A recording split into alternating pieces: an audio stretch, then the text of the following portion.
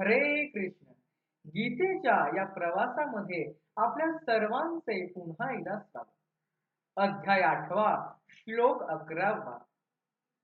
यदक्षरं वेदविदो वदन्ति विशन्ति यद्यतयो वीतरागः यदिच्छन्तो ब्रह्मचर्यं चरन्ति तत्ते पदं संग्रहेण प्रावक्षे. वेद जाणणारे ज्याला अक्षर ब्रह्म म्हणतात आणि वैराग्यवान साधू ज्यात प्रवेश करतात त्या परमपदाचे मी वर्णन करतो.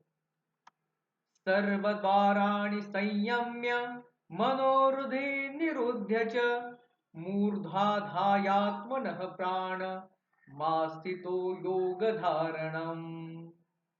सर्व इंद्रिय नियंत्रणात ठेवून आणि मन हृदयात स्थिर करून प्राण मस्तकात स्थिर करून योग धारणेत राहावे.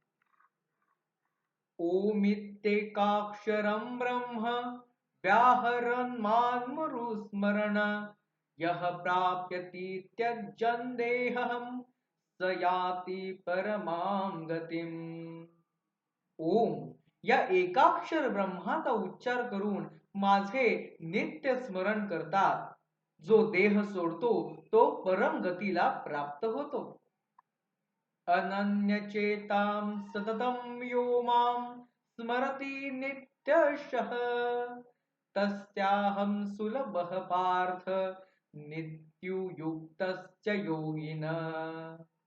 जो योगी निरंतर एकाग्रतेने माझे स्मरण करतो त्यांच्यासाठी मी सहज प्राप्त होतो. मामुपेत्यं पुनर्जन्म दुःखालमपशाश्वतं नाप्नुवन्ति महात्मानः संसिद्धिं परमां गता.